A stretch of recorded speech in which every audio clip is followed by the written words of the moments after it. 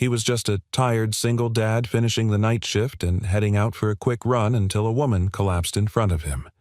No name, no warning. Just him, her, and a heartbeat slipping away. What happened next would ripple through both their lives in ways neither of them could have imagined. Before we begin, if you enjoy heartfelt, inspiring stories that celebrate kindness, resilience, and second chances, don't forget to subscribe to the channel. Your support means the world, and it helps us keep sharing stories that truly matter. Now, let's begin. Single dad gave CPR to a collapsed jogger. She woke up and whispered, "I'm your new boss." The sky over Portland had just begun to pale, the morning still wrapped in a shroud of mist. Streetlights blinked against the retreating night and a soft drizzle clung to the air like breath on glass. Jake Miller adjusted the zipper on his hoodie, the fabric still warm from his overnight shift repairing elevator panels in one of Beacon Luxe's older hotels. His feet ached, his back throbbed, but the run was non-negotiable. It was the only time he could outrun the ghosts. His daughter Sophie had been quiet that morning. She always was on Thursdays. That was the day her mother used to pack her lunch with little paper notes until the notes stopped. Until the woman who wrote them collapsed in their living room 3 years ago, blue-lipped and silent while Jake fumbled with 911 and did nothing else. He hadn't known how to save her. He never forgot that. Now, every Thursday after dropping Sophie at school, he ran. Not to stay in shape. Not really. It was a penance and maybe a prayer to become someone better. The path through Tanglewood Park wound like a sleepy serpent curling under trees just waking from autumn slumber. His feet thudded against damp pavement in rhythm, his breath sharp in his throat.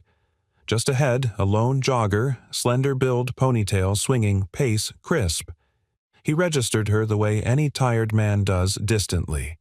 Not important. Just another early riser. But then she faltered. At first it looked like a misstep, an ankle twist perhaps. She slowed, brought a hand to her ribs. Then she staggered sideways into the grass, knees buckling as if gravity had suddenly turned cruel. Her body folded limp. Jake stopped running. For a split second, everything froze. The air thickened. The scene mirrored another one, the color draining from a woman's face, fingers twitching, eyes wide with terror. Not again. He sprinted toward her. "Ma'am." "Hey, are you okay?" he called out, dropping to his knees beside her. No response. He touched her shoulder, then her neck cold. He turned her gently. Her skin was ashen, her lips tinged blue. He couldn't feel a pulse. His throat closed. Not again. Not again. Hands trembling, he yanked out his phone. No signal. Of course. This part of the park always dropped calls. He looked around. Empty paths. No joggers, no cyclists, no early dog walkers. His heart slammed in his chest. Think Jake. Do something. He tilted her chin, checked her airway. No obstruction. His brain called up the training videos he'd obsessed over after Marcy died. 30 compressions, 2 breaths. Repeat. Focus. He placed his hands on her chest and began the compressions. 1, 2, 3. He counted aloud, trying to keep the tempo. Her ribs pushed back under his palms, then gave a little. He didn't stop. His breath came harder now, both from exertion and panic. "Come on," he murmured. "Don't you quit on me. Not today. 30 compressions." He leaned down, gave 2 breaths. Her chest rose faintly. Still nothing. He repeated the sequence. Again. By the 3rd round, his arms were shaking. "Please," he said, voice cracking. "Please don't do this." A spasm. Then a gurgled inhale. Her body jerked beneath his hands. She coughed violently, eyes flying open with wild confusion. She gasped again, rolling slightly to her side. Jake fell back on his heels, his arms trembling with the rush of adrenaline. "You're okay," he panted. "You're okay. Just breathe." The woman blinked, vision blurry. Her chest heaved. She focused on him, sweat-soaked, breathing hard mud on his knees. Her lips moved, barely audible. what he asked, leaning closer. She coughed again, then whispered hoarse and strange, "I'm your new boss." Jake stared at her. "What?" But her eyes fluttered closed again, not unconscious this time, just drained, overwhelmed. Sirens echoed distantly through the park. Someone must have finally spotted them. He sat beside her, soaked in sweat, chilled to the bone, watching the woman he'd just pulled back from the edge of death. My new boss. No way. But even as doubt flickered through him, a cold certainty formed.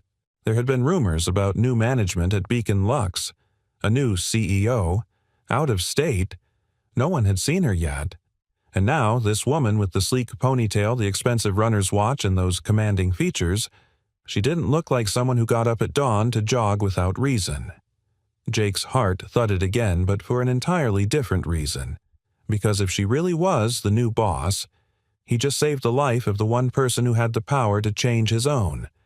And she didn't even know his name. Jake sat hunched at the kitchen table, the soft click of the wall clock echoing louder than it should.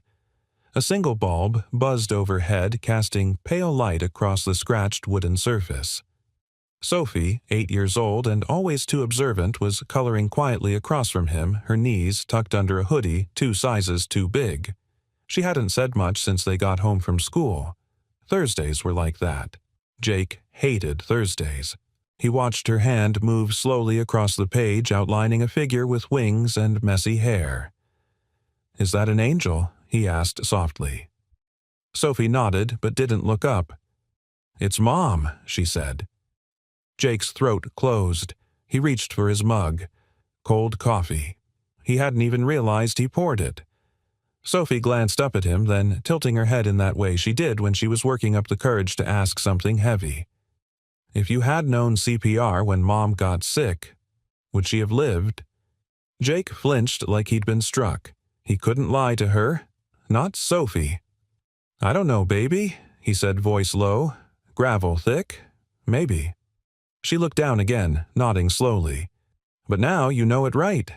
"Yeah," he said. "I do." She didn't speak again, but he saw it in her eyes, some quiet shift.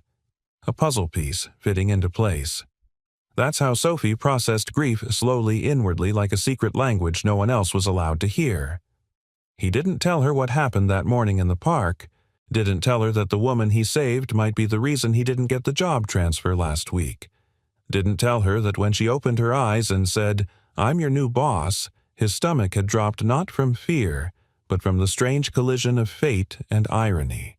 Later that night, after Sophie had gone to bed, Jake stood at the kitchen counter staring at the email still glowing on his phone. The subject line read, "Beacon Lux Staffing Decision. Application Status Update." He had read it 3 times already, but each word still felt like a slap. "Thank you for your interest. At this time, we have chosen a candidate whose qualifications better align with our current staffing needs." He scrolled down his thumb, brushing the screen like it could change something. He had applied to move to the daytime maintenance supervisor role. Better hours, benefits, no more late-night scrambling for childcare. Sophie could sleep normal hours. He could be a real dad again. But the rejection came 2 nights ago. And now, like some cosmic joke, he might have saved the life of the very person who signed off on that denial. Meanwhile, across town, Evelyn Hart lay in a quiet hospital room, lit only by the soft glow of a monitor and the flicker of muted news from a wall-mounted television. She wasn't watching. Her mind was looping one moment over and over. The park, the blur of light, her chest burning, the weight on her ribs, the voice counting out compressions.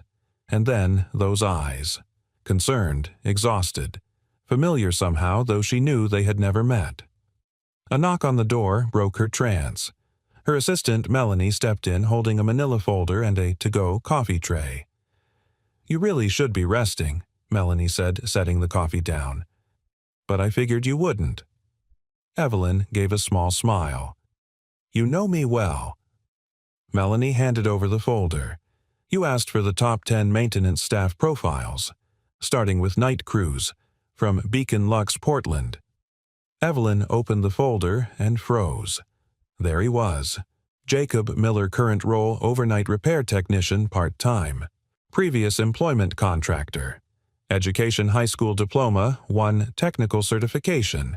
Application status. Denied for promotion. Insufficient supervisory experience. She stared at the profile photo. Same worn eyes, same heavy brow, a man who looked like he carried too much weight for 1 pair of shoulders. "This is him," she said quietly. Melanie frowned.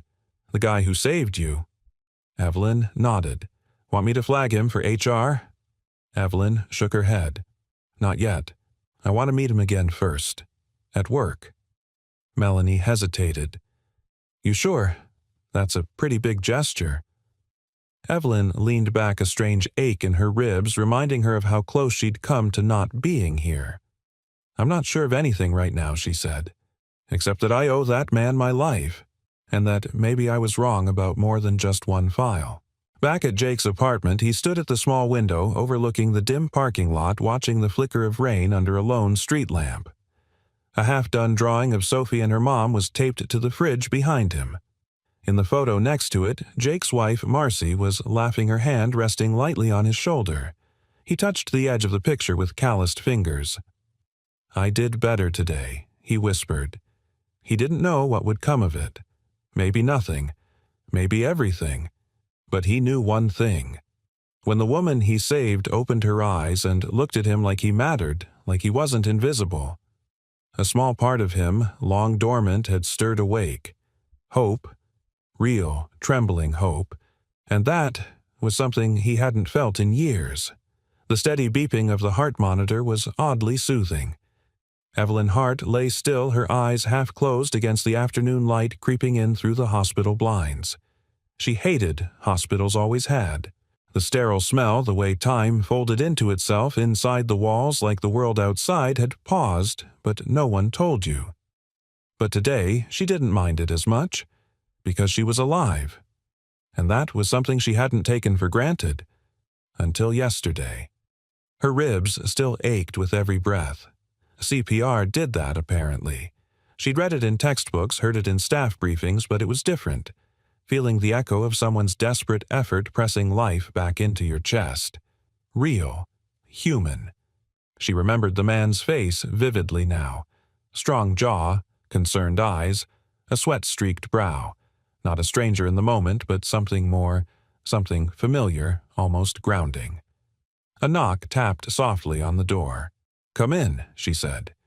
Melanie entered, heels clicking softly against the tile, carrying 2 things, a sleek laptop and a small paper bag that smelled like real food. Smuggled in a sandwich. Turkey and Havarti. "They've got you on enough IV fluids to drown a person." Evelyn smiled faintly. "You always know what matters." Melanie perched on the edge of the visitor's chair. "Doctor says you're doing better than expected. Might be out of here tomorrow." Evelyn nodded absently, gaze already shifting to the laptop as Melanie opened it and turned the screen toward her. "You asked for the staffing shortlist. Night crew applicants. This is everyone who's applied for permanent daytime roles in the last 30 days. Evelyn clicked through the files, slowly scanning familiar formats, name, photo, position, status, rejection notes. Then she stopped. Jacob Miller. She didn't need to read the rest right away. One glance at the grainy badge photo and she knew. It was him, the man who'd knelt beside her, who'd saved her life. Her breath caught not from pain but from the collision of gratitude and disbelief. She read the file again, this time slowly. Part-time overnight maintenance technician, high reliability scores, single parent status noted in HR remarks, recent application to daytime supervisory position denied, reason limited formal education, no direct management experience. Was this signed off last week? She asked. Melanie nodded. By interim leadership. Before you arrived. Evelyn stared at the rejection note. Cold, clinical. She'd seen 1,000 like it. She'd even written many herself. Efficiency, metrics, structure, all the polished words that kept companies moving. But none of those words had been gasping for air in a field yesterday. None of them had held her life in shaking hands and refused to let go. She leaned back, closing her eyes. I don't want anyone to reach out to him. Not yet. Melanie frowned. You sure you don't think it would mean something? I want to see him in his own world. First, Evelyn interrupted gently, where he doesn't feel like someone's watching. I want to understand how I didn't see him before, how we miss people like him. Melanie gave a reluctant nod and stood. Well, you'll have a chance soon. Your first full site visit scheduled for Beacon Lux Portland this Friday. Ground inspection, staff meet and greet. Evelyn arched a brow. That fast? You insisted on transparency and leadership on the floor, remember? Melanie smirked. You wrote the playbook. Evelyn smiled faintly. I did, didn't I? But the smile faded as Melanie left and the door clicked shut behind her. The room was quiet again, and Evelyn sat in that silence not as a CEO but as a woman who'd nearly died, and had been brought back not by power, not by policy, but by compassion. Across town, Jake stood inside the supply closet of the Beacon Lux Hotel checking a clipboard with smudged fingerprints and ink circles around half the entries. His hands were still scraped from the morning's ductwork job. One of the air handler units on the rooftop had blown out, and the elevator control panel on the east wing kept blinking fault for no apparent reason. It was a standard Thursday, tired, thankless, necessary. He took a sip of cold coffee from a thermos that had seen better days, then headed toward the elevator shaft toolbox swinging from one hand. The hallway was pristine polished marble floors, minimalist art pieces, LED sconces humming gently. Everything about the hotel screamed intentional luxury, except maybe the maintenance guy with oil on his collar. Jake crouched by the panel, his mind drifting. I'm your new boss. The words had rung in his ears since the park. He hadn't told anyone. Not even Miguel, the only coworker who didn't pretend Jake didn't exist. Part of him wasn't sure it had really happened, and part of him feared that if she remembered him, it might not change anything. He wasn't a resume standout. No college degree, no fancy credentials. Just a guy who showed up, fixed things, and clocked out. Who went home to a daughter and tried to make her believe the world was still good. He'd applied for the daytime shift not because he wanted to climb, but because he needed to be present for Sophie. School pickups, homework help, a decent bedtime. He didn't want to chase prestige. He just wanted to be there when she needed him. But Beacon Lux didn't care about bedtime stories. Jake sighed, closing the panel and tightening the last screw. As he stood up, he didn't notice the elevator doors down the hall slide open, or the tall woman stepping out flanked by her assistant and two mid-level managers in suits. Evelyn Hart stopped mid-step when she saw him, her heart catching in her chest. He looked just like he had that morning, tired, focused, unaware of anyone watching. Only now the fluorescent hallway lights flickered off his shoulders like armor. Melanie whispered, "That's him." Right. Evelyn didn't answer. She didn't need to, because something had shifted inside her, something unspoken and profound. And for the first time in years she felt the sting of humility, the realization that sometimes the people who carry the most weight are the easiest to overlook. She stepped forward, but not to speak yet.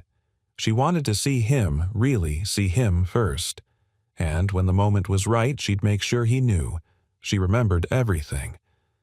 The Beacon Lux lobby was a masterpiece of understatement.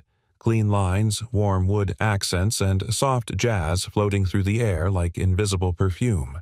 Guests with designer luggage glided across polished floors while staff offered practice smiles, never breaking rhythm.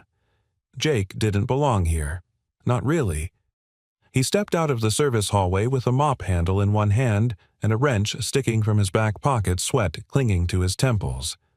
The suit-clad guests didn't even glance his way. That was the job stay invisible fix things before anyone notices they're broken. "Hey, Miller," a voice called. Jake turned. It was Russell Hines, operations manager. Late 40s, gelled hair smile that didn't quite reach his eyes. Jake straightened slightly. Morning. Russell looked him over. Air handler on 5 still giving us trouble. Should be back online within the hour. Russell nodded slowly. That's good. Try not to use the guest elevators in the meantime. We've got corporate upstairs. Jake gave a clipped nod. Understood. Russell lingered, eyes sharp. Big visit today. New leadership wants to shake hands with the staff. Word is the new CEO might actually step foot into the boiler room. Imagine that. There was a faint smirk on his lips as he turned and walked away, but Jake didn't take the bait. He'd been around long enough to know how this worked. Upper management made appearances, handed out lukewarm praise, and disappeared behind mirrored doors again. He didn't expect anything different. Still, as he headed back into the staff corridor, something buzzed low in his gut like a wire humming before it sparked. Evelyn walked the hallways of the hotel slowly, her heels muffled against plush carpet. Every wall, every corner spoke of design decisions she had once signed off from 1,000 miles away. Now it felt foreign. She stopped outside the maintenance wing, flanked by Melanie and Russell. "I want to see where the repair staff works," Evelyn said.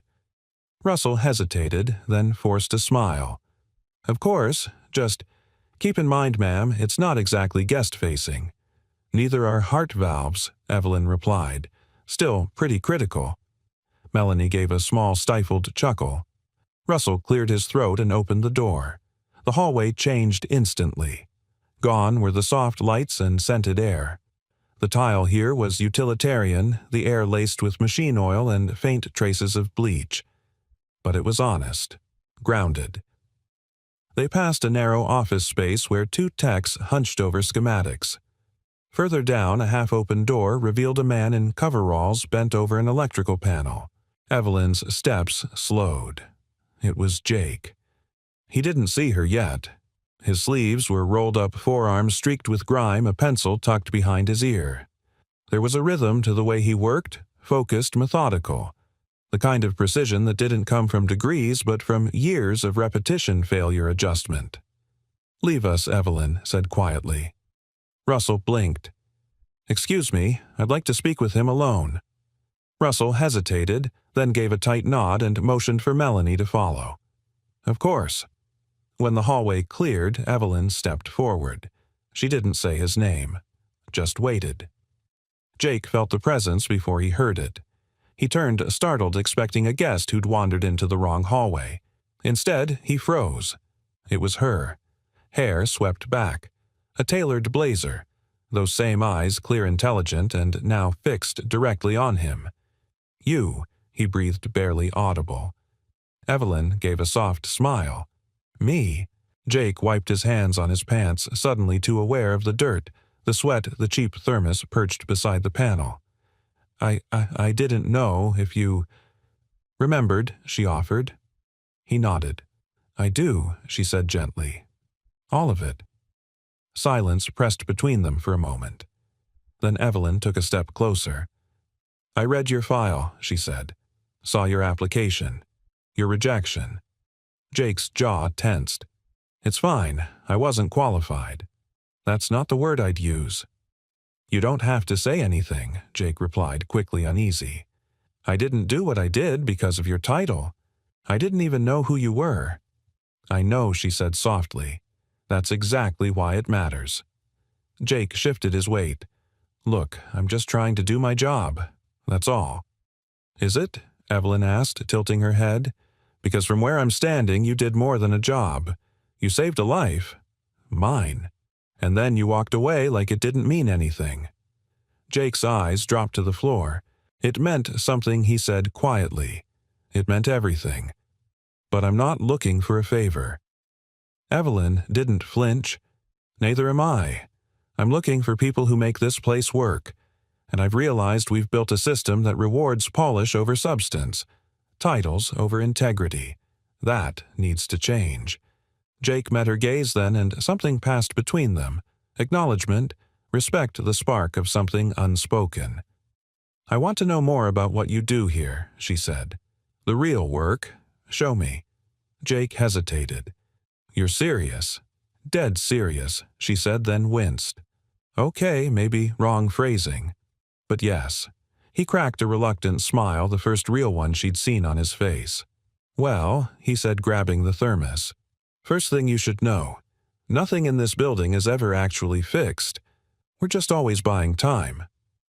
I can work with that, Evelyn replied.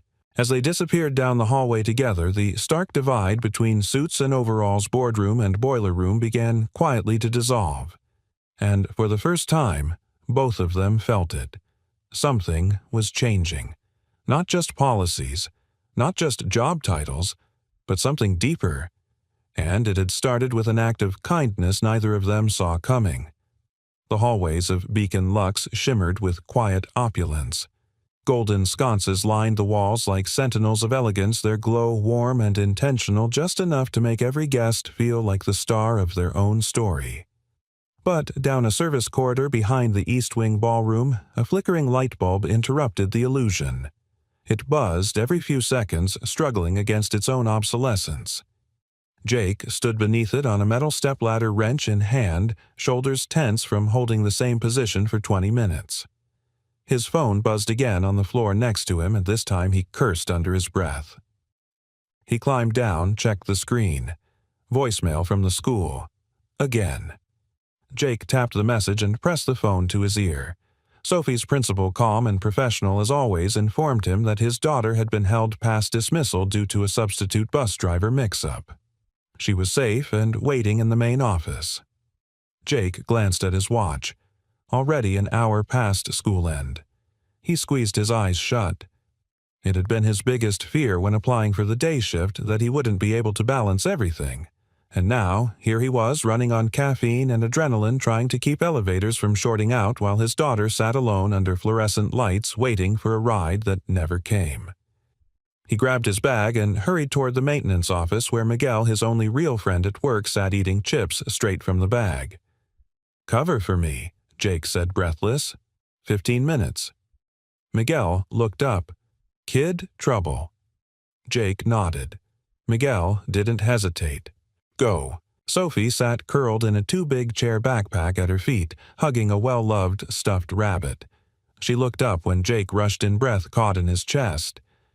"Hey, bug," he said softly. She didn't cry, didn't pout, just gave a small smile and reached for his hand. "Sorry, Dad. I didn't mean to stay so long." Jake knelt in front of her, brushing her hair back. "It's not your fault. I should have been there." She looked at him solemn. "You work really hard." The words hit harder than he expected. "I do," he said. "But I'm trying to fix that." Later that evening, Sophie sat cross-legged on a pile of old blankets inside the Beacon Lux basement utility room. She sipped cocoa from a styrofoam cup while drawing dinosaurs on the back of a discarded service log. Jake had managed to coax a space heater into life near the wall, and the faint hum filled the silence. He watched her from a distance while checking a faulty water pressure valve. Bringing her here hadn't been the plan, but childcare was thin, and she didn't want to go to the neighbors again. So he did what parents do when the world doesn't bend. He made space where there was none. A knock startled him. He turned and froze. Evelyn stood in the doorway holding a folder and a to-go bag. Her heels clicked softly on the tile as she stepped inside. "I brought the revised shift proposal," she began, then stopped, noticing Sophie. Jake moved quickly, blocking her view. "Sorry, she's just here for a little bit. Won't be a distraction." Evelyn peered around him. "Is this—" Sophie, Jake stiffened. "Yes, she's beautiful," Evelyn said, smiling gently. "Hi there." Sophie looked up, blinking. "Hi." Evelyn lowered herself to Sophie's level, mindful of her heels. "I like your rabbit." Sophie offered it up. "His name's Captain Crumbs." Evelyn chuckled. "That's a strong name." "I bet he's brave." "He's very quiet," Sophie said. "Well, quiet people can still be strong." Jake stood awkwardly, unsure how to bridge the moment. "She won't be here long." "I just needed to Jake," Evelyn said, rising. "I'm not here to reprimand you." He nodded slowly. She handed him the folder. "This is the modified position outline. A hybrid role, split shifts, flexible clock-ins. Based on your feedback. Jake looked down at it, heart-thudding. You'd let me make my own hours. Within reason, she replied. So long as the work gets done, and I've seen enough to trust that it will. Jake stared at the pages, stunned. This doesn't usually happen, he said. I know, Evelyn replied, but it should. They stood in silence a beat longer than needed. Then Sophie called out, Dad, the light. Over there's flickering. Jake sighed. It's probably the ballast again. I'll fix it. Evelyn looked toward the corner. Do you mind if I help? Jake blinked. You want to fix a light? She shrugged. You said you wanted me to see the real work. He grabbed another step stool and handed her a pair of safety glasses. You ever used a screwdriver before I've managed a boardroom? How hard can this be? Minutes later, she stood on the stool, awkwardly holding the casing while Jake pointed at a wire. That's your ground. Don't touch that. Got it. Sophie watched them from her blanket fort, smiling. Are you guys friends now? She asked innocently. Evelyn looked down at Jake, then at Sophie. I hope so, she said. Jake didn't reply. But for the first time in a long time, something inside him loosened. Not just respect, but warmth. Connection. And under the hum of wires and the glow of repaired light, something began to shift, not just in the building, but in the space between them. Something quietly beautiful. Something like trust. The next morning, Evelyn sat at the head of a long oak conference table surrounded by the department heads of Beacon Lux. The room was all glass and angles perched on the top floor like a throne above the city. From here you could see bridges stretching across the river rooftops wrapped in morning fog. But Evelyn wasn't looking at the view. She was watching Russell Hines, who stood confidently at the far end, laser pointer in hand, presenting his weekly performance charts like a trial lawyer before a jury. And as you can see, Russell said, clicking to the next slide, maintenance response time dropped by 8% this quarter. We're below benchmark for 3 of our 4 sites. That trend reflects the inconsistency we see when underqualified staff are promoted into roles they're not equipped to handle. Evelyn's eyes narrowed. She could feel where this was going. The tone. The implication. Russell clicked again. Now I understand the push for internal development, but I want to caution against allowing sentiment to override standards. We've got policies in place for a reason. Evelyn steepled her fingers, her voice calm. Are you referring to a specific promotion? Mr. Hines Russell didn't flinch. I'm referring to the conversation about reclassifying part-time staff into supervisory hybrid roles. We need consistency, proven credentials, experience. Silence settled. Then Evelyn replied, steady and deliberate. I agree, Russell. We do need consistency, which is exactly why we need to reassess what qualifies as proven. She leaned forward. You know what else dropped in that same quarter, she asked? Guest complaints related to repair issues. Because even while working overtime understaffed and without benefits, our night techs have been keeping this building from falling apart. Russell blinked. Yes, but that's not the same as… It's not the same, she interrupted. It's more. It's hands-on problem-solving, emotional regulation in high-stress conditions, and… She paused, voice tightening slightly, the presence of mind to respond to emergency medical situations when no one else does. A few heads turned. Melanie, seated quietly beside her, gave a slow, approving nod.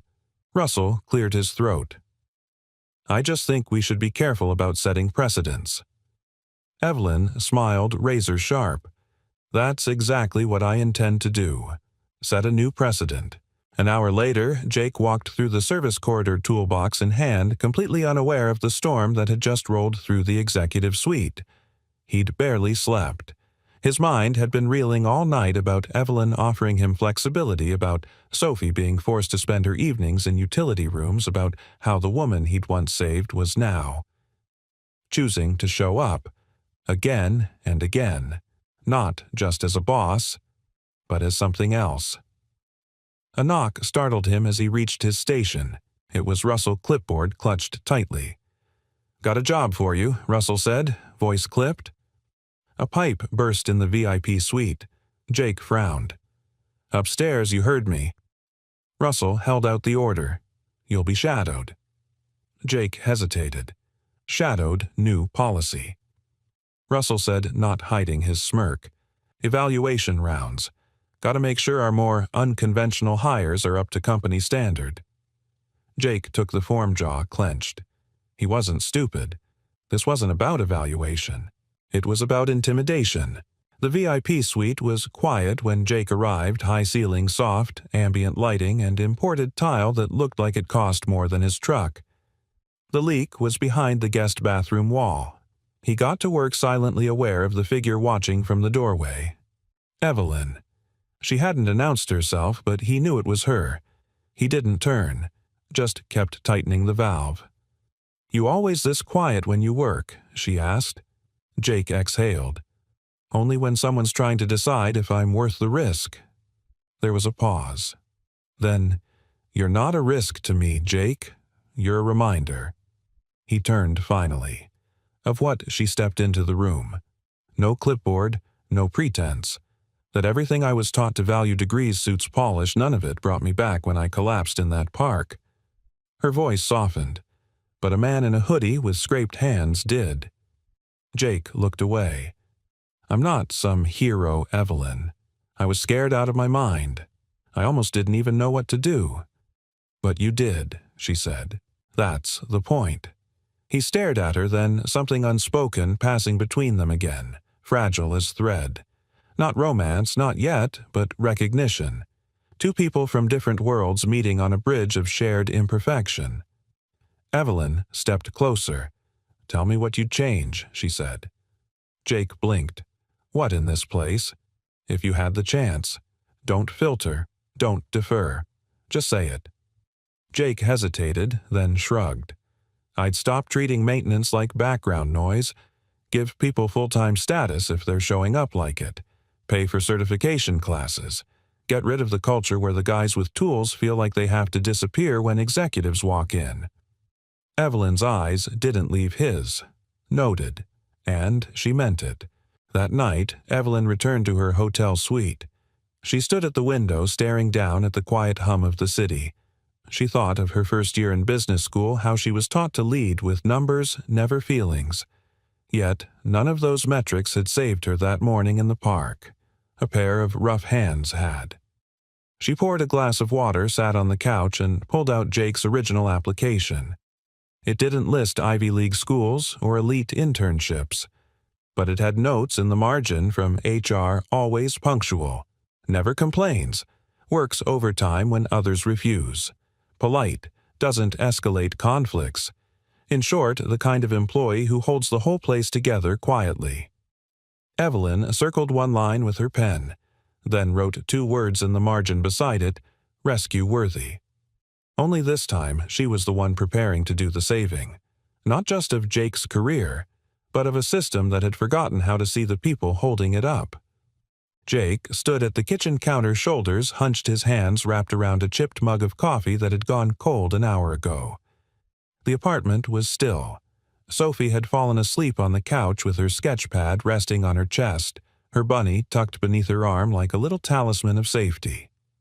The television murmured quietly in the background, casting a gentle blue glow across the worn carpet. His eyes were fixed on the envelope in his hand. It wasn't bulky, just a few sheets of paper inside, but it felt like it weighed 100 pounds. Earlier that afternoon, Evelyn had slipped it to him after his shift ended. No grand announcement, no audience, just her and Jake standing in the alley behind the hotel where delivery trucks rumbled past and pigeons fought over breadcrumbs. "This is yours," she'd said simply. "Read it when you're ready." Now he wasn't sure he'd ever be. Jake peeled the flap back slowly, breath held.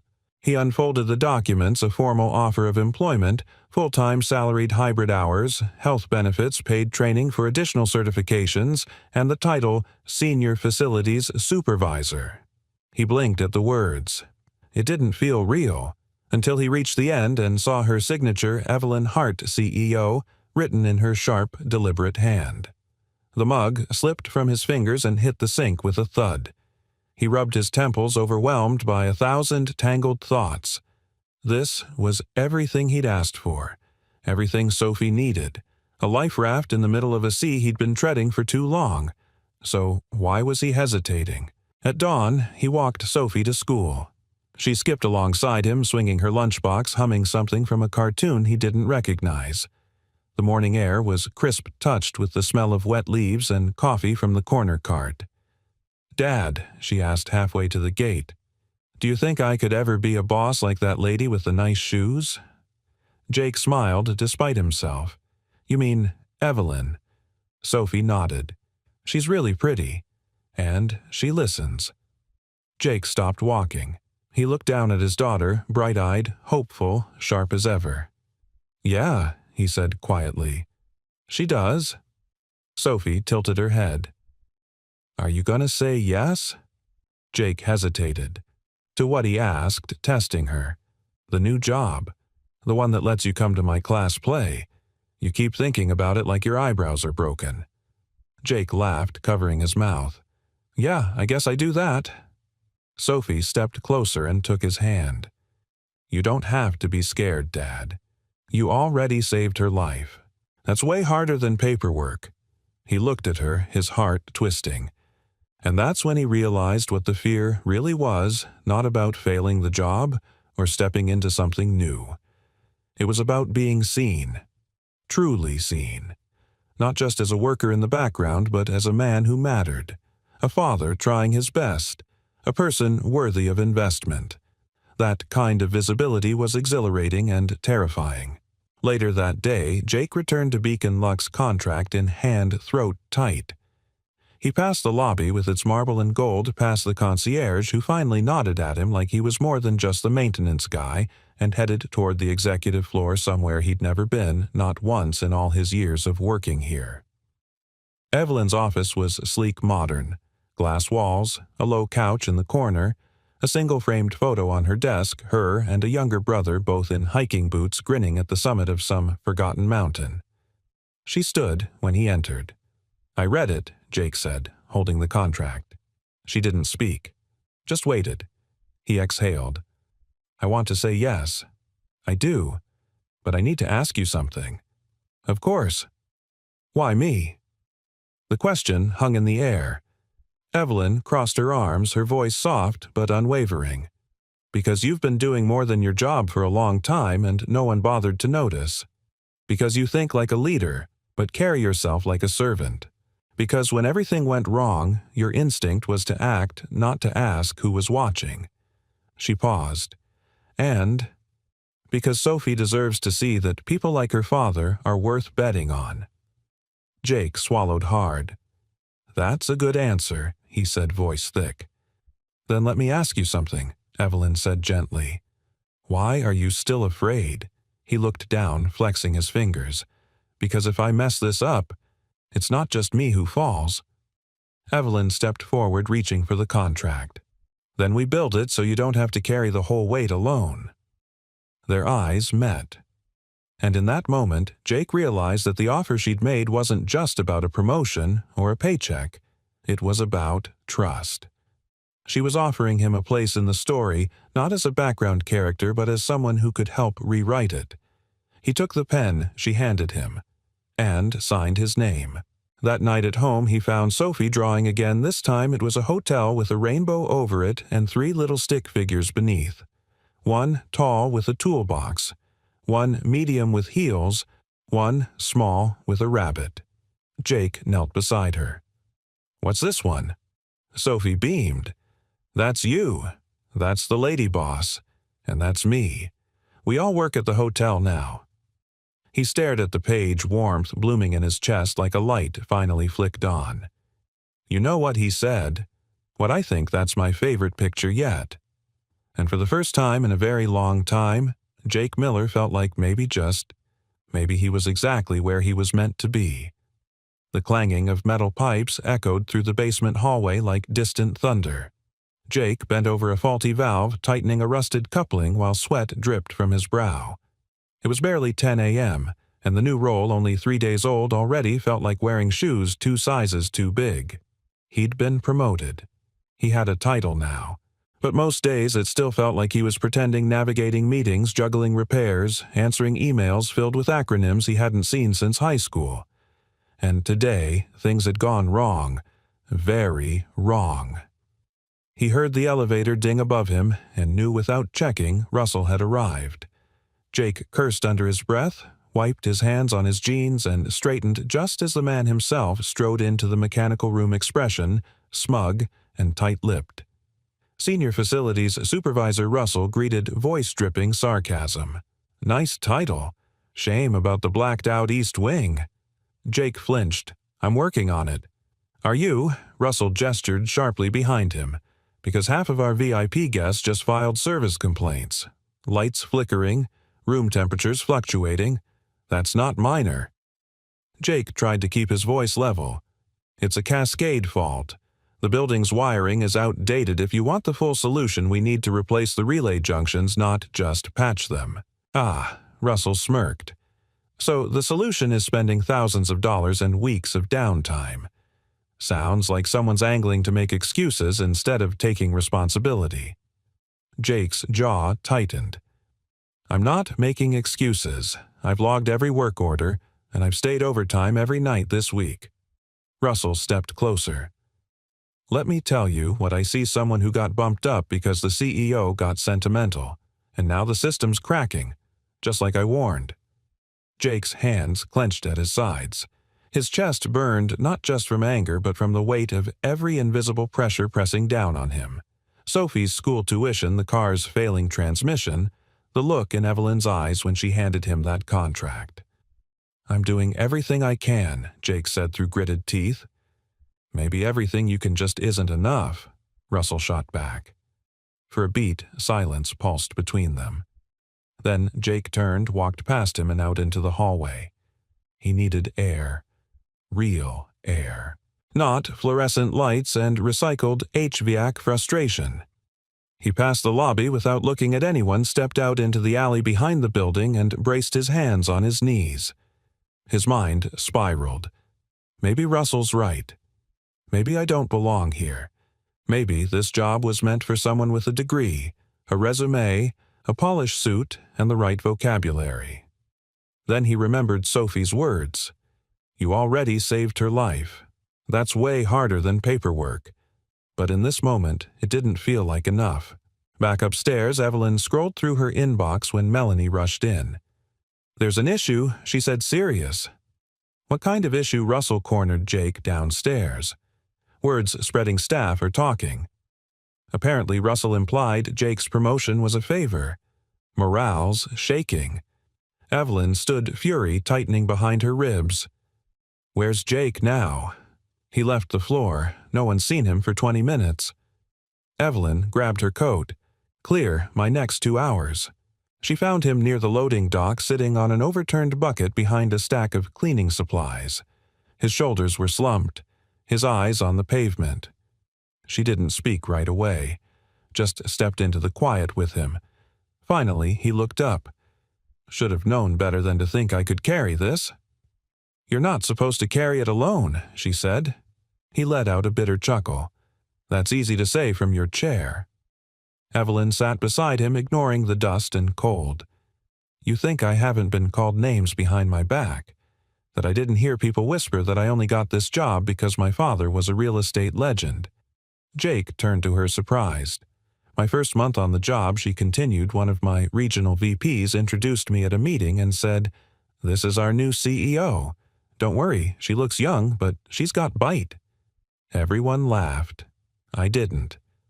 Jake's gaze dropped. "What did you do?" "I rewrote every policy they used to keep quiet employees buried. Then I promoted the night shift janitor to daytime floor supervisor after I saw him de-escalate a panicked guest better than 3 managers combined." Jake snorted. "That sounds familiar." Evelyn smiled. "Jake, you didn't get this job because I owed you. You got it because you earned it.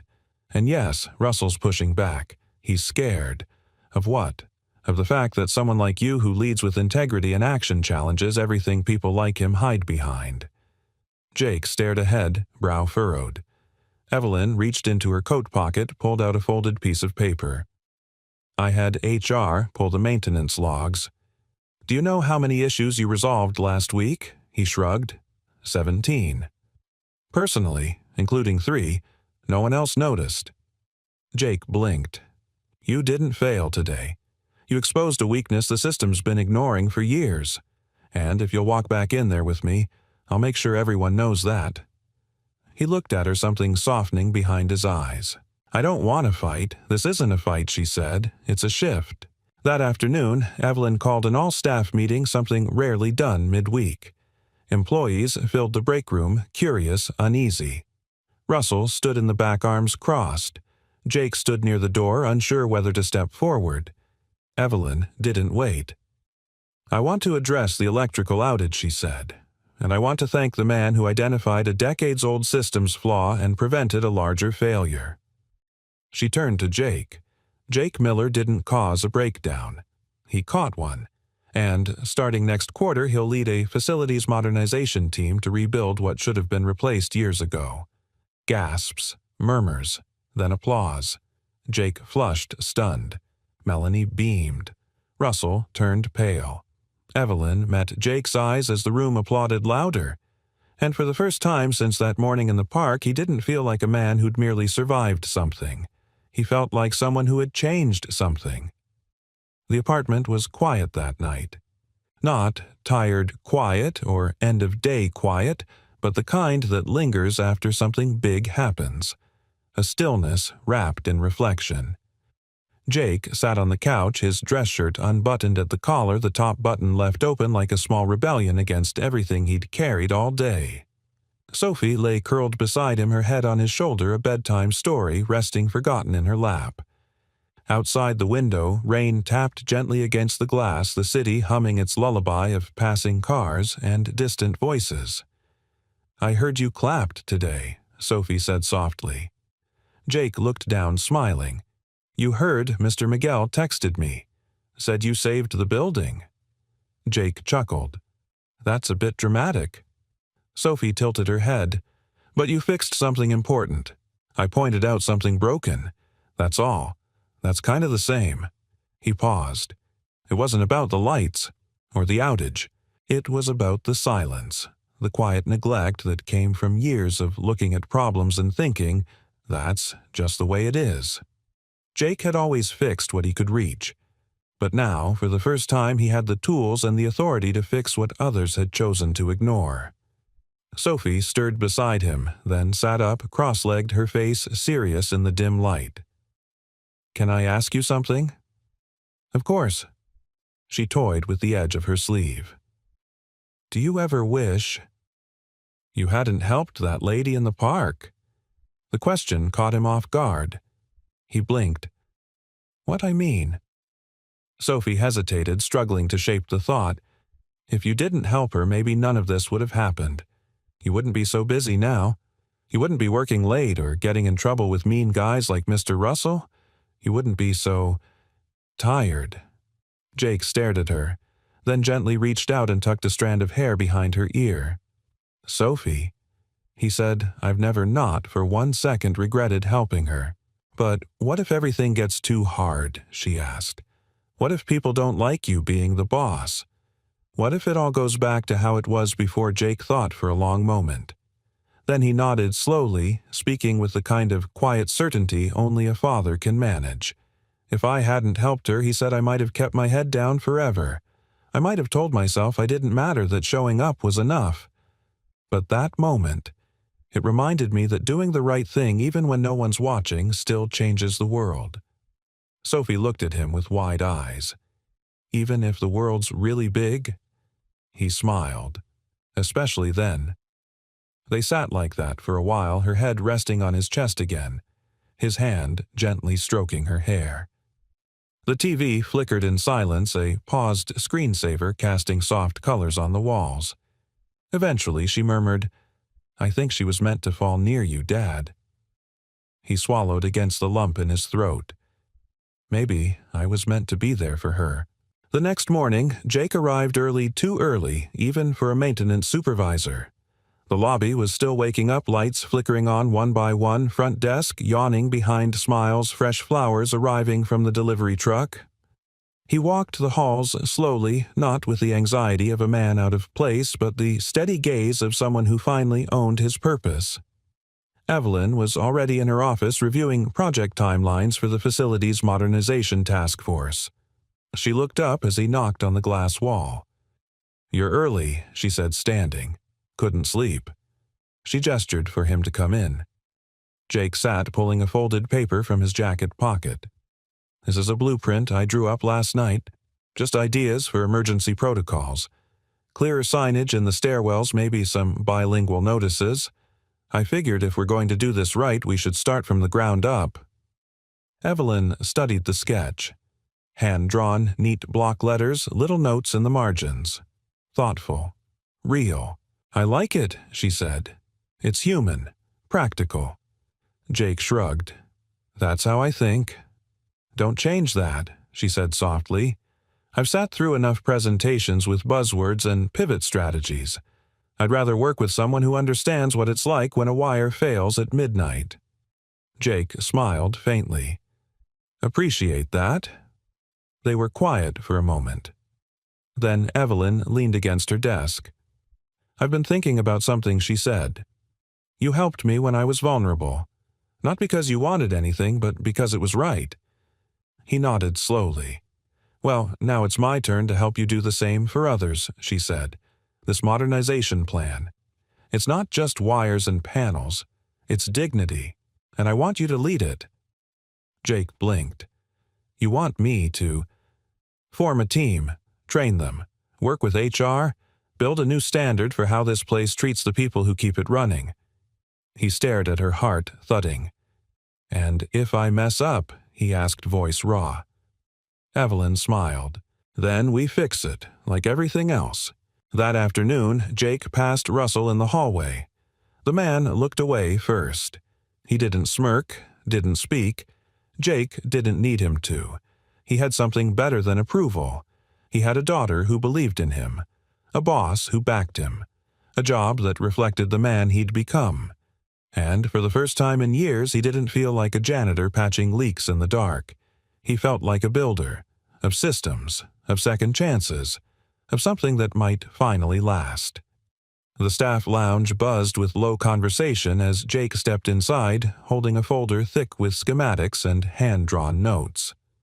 A whiteboard behind him listed tasks for the week, some scribbled in sharp black marker, others already crossed out. The room was busier than usual, the air charged with something between curiosity and hope. A few weeks ago, no one would have expected the hotel's facilities staff to be gathering for anything more than coffee and quick instructions. Today, they had a meeting with the CEO. Evelyn Hart stood by the far window, coffee in hand sleeves rolled up. No blazer, no assistant shadowing her, no pretense. She looked comfortable, present. Miguel leaned toward Jake. "You sure she's serious about all this?" Jake offered a half smile. "You've met her, haven't you?" Miguel chuckled. "Good point." Evelyn turned, signaling for the room's attention. The hum quieted instantly. "Thanks for showing up," she began. "I know it's not every day corporate invites you to speak freely, and I know it's not always easy to believe when leadership says, 'We're listening.' But I'm here to tell you, we are." She paused, glancing around the room. "We've been running this hotel on outdated equipment and outdated thinking. Both need to change. So today isn't about presentations, it's about perspective. I want to hear what's really happening behind the walls, what you need, what's broken." For a beat, no one spoke. Then one hand rose. It was Carla, an HVAC tech who'd worked there for 9 years. Her voice was firm. "We need tools that aren't 20 years old. We spend half our time trying to fix our equipment just so we can start fixing the real problems." Another tech chimed in. "We've been patching insulation with duct tape." Someone else. "The supply room leaks every time it rains." Evelyn nodded, jotting things down on a notepad. She didn't interrupt. She didn't deflect. She absorbed. Jake watched from the back, his chest swelling not just with pride, but with something deeper validation. This is how it should be, he thought. This is how dignity starts by listening. Then Evelyn turned to Jake. "Jake," she said, "you've been here the longest. You've seen this place at its worst. What would you change if you had no restrictions?" Jake stepped forward, clearing his throat. "I'd build a culture where no one feels invisible," he said, "where maintenance isn't treated like a background process but part of the experience. Guests don't see us, but they feel what we do. Every light that works, every door that opens, every emergency that doesn't happen, that's because of this team. We deserve to be more than a line item on a spreadsheet." The room went quiet. Evelyn's eyes shimmered, but she blinked it back and smiled. That's the kind of answer that rewrites handbooks. She stepped forward and pulled a folded sheet from her pocket. "This," she said, "is a signed executive order. Starting next quarter, we're increasing our facilities budget by 40%. We're implementing paid training for certification, scheduling quarterly wellness reviews, and restructuring internal promotion pathways, so you don't need a business degree to move up, you just need integrity and proof of impact." A gasp rippled through the room. But Evelyn wasn't done. "And we're retiring the old staff evaluation format, replacing it with something we'll co-design with your input. Because who better to shape how success is measured than the ones delivering it?" For a moment, no one moved. Then someone clapped. Then another. And then the room erupted applause, echoing against the walls like thunder. Not polite, not obligatory, but earned. Jake looked at Evelyn. And that's when he saw it. A single tear. She turned slightly, brushing it away as if it didn't belong. But it did. And Jake knew it wasn't just the moment getting to her, it was the journey. From collapse to transformation. From being saved to leading with intention. After the meeting, as the room slowly emptied, Evelyn stepped outside for air. Jake followed.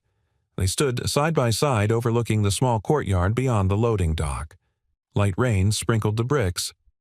"You cried in there," Jake said gently. Evelyn didn't deny it. "I did." Jake looked at her sideways. "Didn't think CEOs were allowed to do that." Evelyn chuckled. "They're not. But I stopped caring about allowed the day a man with grease on his face knelt in the mud and brought me back to life." They were quiet for a long moment. Then Evelyn turned to him, voice soft. "You know, that day when I woke up in the park, I didn't remember my title, or the company, or what flight I'd missed.